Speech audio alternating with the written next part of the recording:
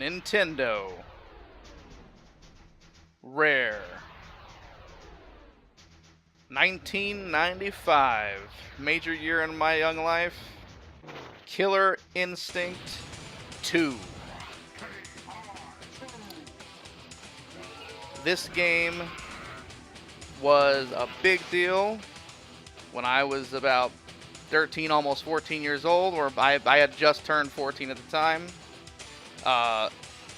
I was a little into the first Killer Instinct. I had seen it in arcades, and I was impressed with the graphics, and I always liked the wide variety of characters. It had a bunch of bizarre characters, unlike Street Fighter or something like that.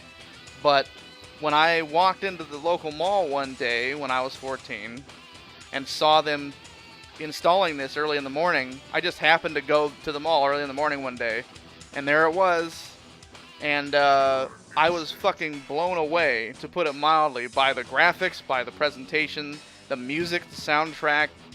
Everything about KI2 to me was and is better than Killer Instinct 1. Killer Instinct 1 was a good game. It was a good foundation, but I always felt that KI2 was a leap forward, and it was definitely my game. I loved Street Fighter. I was obsessed with Street Fighter 2 for years. And I really got into Mortal Kombat because of the story and characters as I got into my preteen, early teen years. But I was really, really into Killer Instinct 2 in like late 95, throughout 96, etc. As a matter of fact, I was super fucking excited when I found out that it was going to get ported to the Nintendo 64. Of course, when KI Gold, as they called it, finally did come out to the N64. Here's the colorful cast of characters, as I said. When it finally did come out to the N64, it was good, it was fine, it was a good port, but it wasn't quite what it should have been. It wasn't this. It certainly wasn't arcade perfect, and there's a couple reasons for that. So as we go down the list here.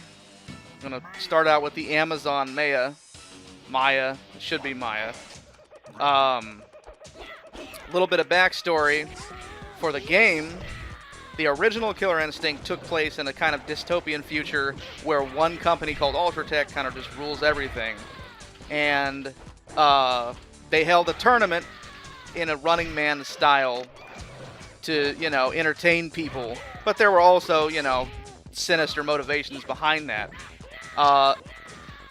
In this game, after the events of the first game, somebody set off a fucking massive time machine, time gate, that took everything back in time. And so they are now in the ancient past, and that's why there's an ancient Amazon warrior here. Later on, you'll see a fucking Conan the Barbarian type character, and there's a ancient, like, Chinese warrior chick, There you go, ultra fucking combo. Probably not as big as it could be, but still a good start. A solid start. 22 hits. I always thought these little cinematics for your win animations and shit were pretty awesome. That was one thing of many things missing in the N64 version. The cartridge format for the N64, of course, couldn't handle FMV, full motion video, takes up a lot of fucking room, and that's why it was easier to put that on CDs. And so it lacked the animations, those battle animations. It just had like still screens. This is Sabrewulf's stage, and as you can hear the music as well as see the presentation. This is one of the first stages I saw when they turned the game on, and this stage fucking blew me away. The music, like real sounding music, and a badass for 1995. These graphics, compared to even something as amazing looking at the time as Donkey Kong Country on Super Nintendo, like this was fucking amazing. This had a lot of shit going on. Destructible environments, as you can see. Alright, now I'm just beating my own ass a little bit. Of course, he's gonna hit me and make me a liar, but nope. Fuck your face. Sorry, fake Sabrewulf.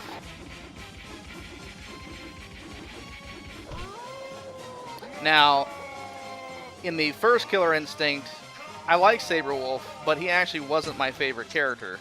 The character I actually played the most in the KI1 was Orchid, Black Orchid, because I knew her moveset the best. I could do her combos the easiest. I also like Cinder, because you can be cheap with him. But Sabrewulf became my fucking go-to guy for KI2.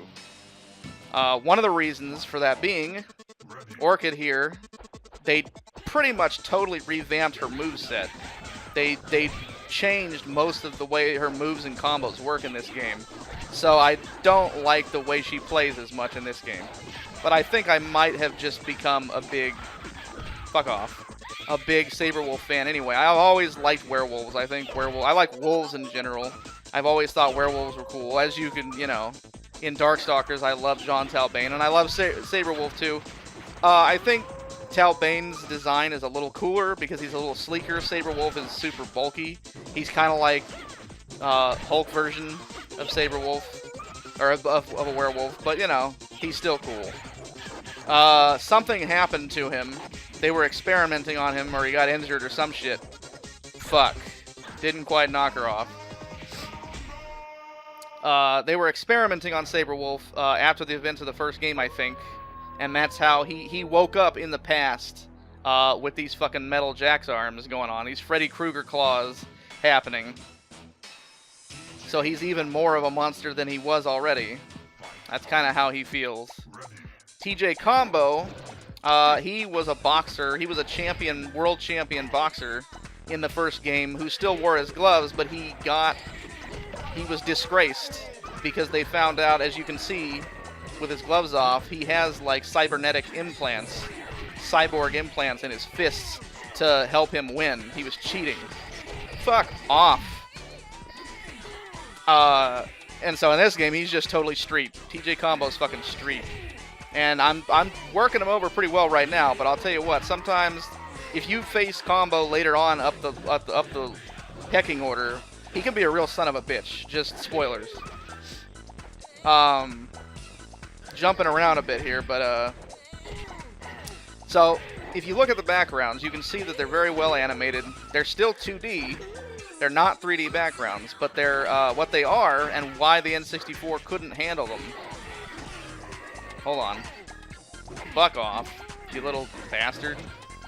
No, I got it. I don't got it. Fuck them. The reason the N64 KI Gold couldn't handle these backgrounds and couldn't port them exactly as they were in the arcade is because they're actually a form of FMV. The way the backgrounds are, they are a combination of like strange, like multi-layered, multi-parallax scrolling backgrounds. That's why they scale and scroll so well, but also just, certain elements of FMV in them too. And so the N64 straight up couldn't handle it.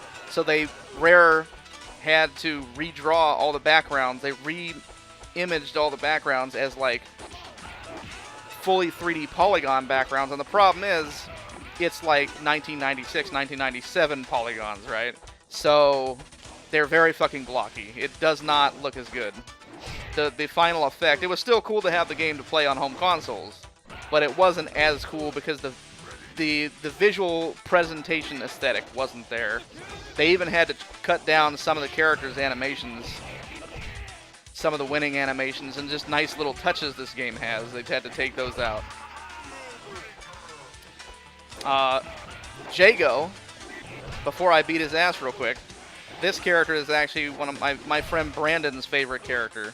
He really likes Cinder in KI1, but Jago was his go-to guy in KI2. And there he goes. I just told him to fuck off. Sorry, Brandon. I'm sure Jago will be fine. He's a ninja warrior. He's had worse. Oh! Awesome. That was a pretty fucking awesome victory. So, for those of you who are unfamiliar, this game obviously is heavily predicated on the concept of combos. Like other games, like Street Fighter, in Street Fighter Alpha mainly, and Mortal Kombat with Mortal Kombat 3 started becoming combo heavy, but Killer Instinct is like the combo game. Meaning that you can be good at those other games even if you don't know how to do a bunch of combos. In Killer Instinct, honestly, the way that it plays, the way that it's set up, you cannot do well. You really can't beat the game. You can't succeed. You're certainly not going to beat many people versing if you can't do combos. The reason for that is that it has a very strange and very intricate combo system. It has the same 6-button type setup, 3 punches, 3 kicks, as Street Fighter 2 does, but fuck off. Unlike Street Fighter 2, to do the chain combos in this game, you have to go from a starter like that into specifically like a quick hit to another medium hit to a fierce hit, you know, whatever. Not exclusively, but you kind of, to get more hits out of a combo, you have to... Hold on. I gotta fucking kill this guy. I will tell you why later. There's his fatality. Killer Instinct had ultimates that are basically fatalities. Some of them were fucking dumb. Some of them are pretty cool. In Killer Instinct 1, in a very non-PG-13 move, or I guess it was PG-13, Orchid actually, with her back turned to the player, like flashed the other opponent her tits. I'm like, okay. Not much of a finisher. This is Tusk. I used to play him. I'm pretty decent with him, but better than his character is his Stonehenge type background, which is awesome. And even better than that, if you listen for a moment, it took me a long time to realize this. Once I'd seen the movie, I knew for sure. If you listen, that this tune is actually a slightly altered version of the theme song to Conan the Destroyer, the second Conan the Barbarian movie. It's pretty awesome. It's a good tune. But yeah, the combo system is an intricate chain where you have to keep kind of jumping around from you know, medium to low to high to you know, you have to keep chaining it up in a specific way. And you can actually get like pretty high, pretty high like manual combos going. The best players do. And you know, I'm doing okay right now. But in my heyday, I was able to do some pretty good combos. I wasn't amazing at this game, but I was pretty fucking good with Sabrewulf. I had basically more or less mastered Sabrewulf. I was able to do pretty much all of his super moves, all of his combos. I'm a bit rusty now. Here's another character that I got good with and I kind of picked up, in part because 14-year-old me thought she was hot. Go figure. I mean, she's a redhead, right? Even though she's supposed to be Chinese. Well, yeah, a blue-eyed redhead at that, or green-eyed redhead. But this is Kim Woo. And, yeah, she's dressed like a warrior would be, obviously, right? No problems there. She has a pretty good moveset. She uses nunchucks, which I always thought were cool. She fights up on a seemingly impossible to get to gigantic tower in the middle of the mountains. I don't know. But she was a cool character. Like, honestly, none of the 3 characters that they added were bad. It's just that some people were upset that they took out 2 or 3. They basically took out 3 and replaced 3. Added 3 from KI1. In KI1, you had the fire guy, Cinder. You had the Native American warrior, fucking... Jesus Christ, I can't remember his name right now. Not Thunderhawk. Chief Thunder. And then there was Raptor, who was, or Riptor, who was a Velociraptor dinosaur guy. Sorry, Kim Woo. She didn't deserve this. But, you know, oh well. I'm sure she's fine. She's had worse. Yeah, Riptor was like a cool dinosaur guy. I thought he was cool as a kid just because I love dinosaurs. Here's Spinal. Here's another background that blew me away when I first saw Spinal. Look at that. When I saw that with the giant skeleton warriors rowing the boat and shit, and this music has a bit of the old yo shit going on. Spinal is another character that can be a bit of an asshole. But the cool thing about Spinal is that he was obviously inspired, for anybody who's familiar, by the Ray Harryhausen skeleton warriors from the old stop motion animation fantasy films, some of my personal favorites, like Seventh Voyage of Sinbad and Jason and the Argonauts, most famously. Fuck off. Piece of shit. Spinal is a cool character. He's just kind of awkward to play. It's kind of, especially in the first game, he can beat sheep if you know how, but it's kind of like playing Dhalsim or Zangief in Street Fighter 2. You really have to know how to play them. Fucking jerk. Alright, hold on a second. Let me handle some business. Maybe I'll handle some business. Don't shit my pants. Hold on. No, hold on. No, but fuck off. Oh, jeez.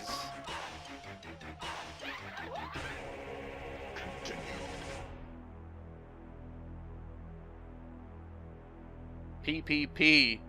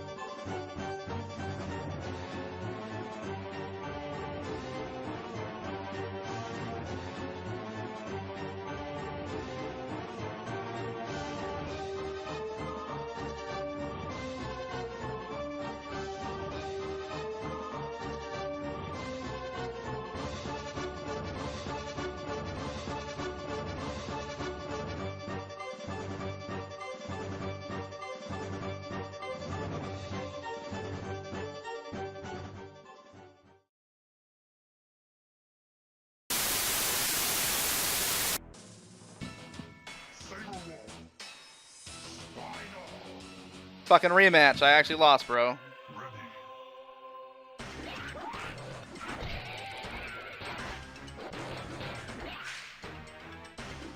Fuck your face.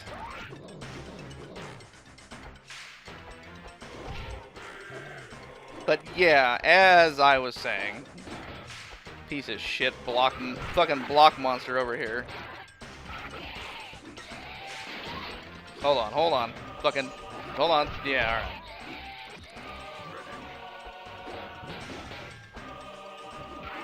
I'm pretty sure that I used to be good enough at one point in my teens, in the 90s, where I could actually get through and beat Killer Instinct 2 without dying on just 2 quarters. Just 50 cents. I actually beat it in the arcade with several of the characters, but I was best with Sabrewulf. And now Spinal is going to go fuck himself. He's going to get knocked into Davy Jones' locker. That's what he gets for fucking making this playthrough longer than it needed to be. Fucking asshole. That's right.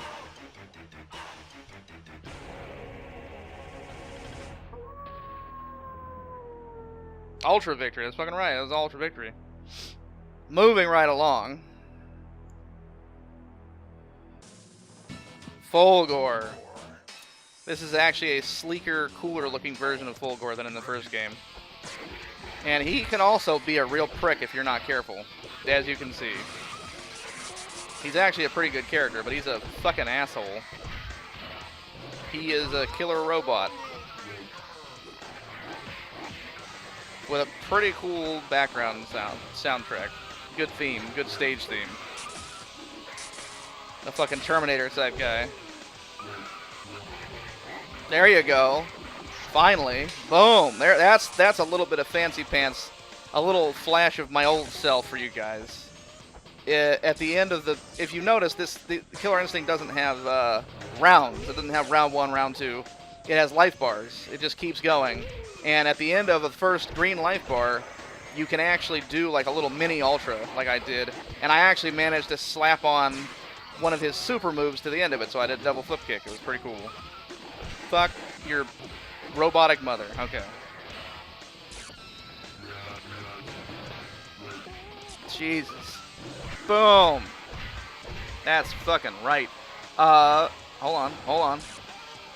Yeah, a little quirk with Killer Instinct is the more combos you do, with Sabrewulf specifically, fuck off. With Sabrewulf specifically,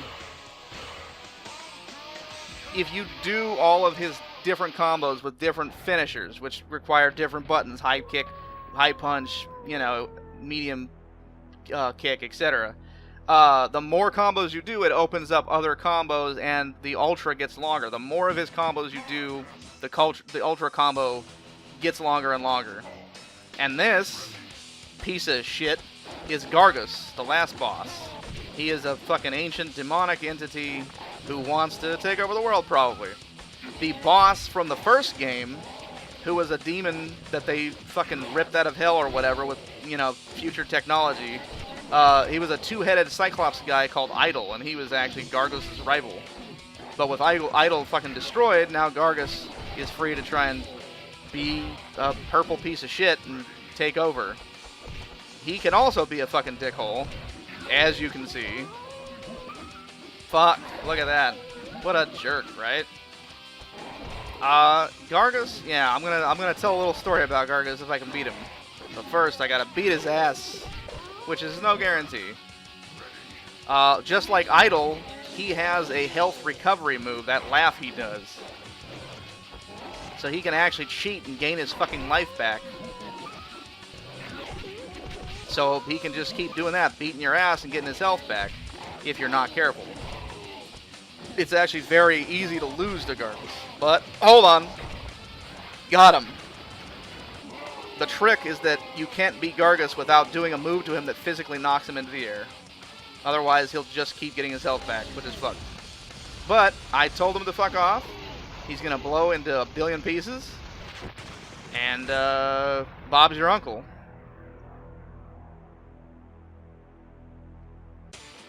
So this is the quote-unquote good ending. Gargus defeated, Sabrewulf pursues his search for a cure. There's nothing left for him this time, so Sabrewulf jumps in that fucking time shift gate and goes back to the future. Get it? But unfortunately, Hope's finally vanished, his life's emptier than ever, and now all he had was a petty revenge, which was he had a feud from the first game with fucking Glacius, the alien that I killed with bats. Killer Instinct introduced having quote-unquote good and bad endings depending on whether or not you use a fatality on a certain character that you fight. And the fucked part about poor Sabrewulf is that neither of his endings are necessarily good. I do believe I think he survives. But, like, either you go back to the future and you're fucked and you're stuck a werewolf because he was looking for a cure and that was his whole quest, or you don't kill Glacius and I think maybe he attacks you and you don't get to go back to the future and you're still fucked. Stuck a werewolf. So, yeah, poor Sabrewulf. So now that I'm on the credits here, there's Ken Lobb, the infamous GoldenEye K-Lob gun. Shitty fucking gun. I have one last Killer Instinct 2 story to tell before these credits end, and that has to do with the last boss, Gargus. I actually went to the mall a separate time, a little later on, a little down the road from when I first saw it, after I'd gotten pretty good at it. And there was a code in a magazine that I spied in a shop in the mall that had a secret code to unlock Gargus, the last boss. You could also do the same thing for the first game and play Idol. Well, I rushed to the arcade and I unlocked him, and I wasn't good with him right away, even though it explained how to do his moves. But later that night, I went to a laser tag place in town with my friends Brandon and Harold, and I unlocked Gargus again and actually beat the game with him, and there was a huge crowd, and that was like a huge moment in my 14-year-old life. I thought it was awesome. The only problem? His ending sucked. So that was Killer Instinct 2, everybody. See you next time.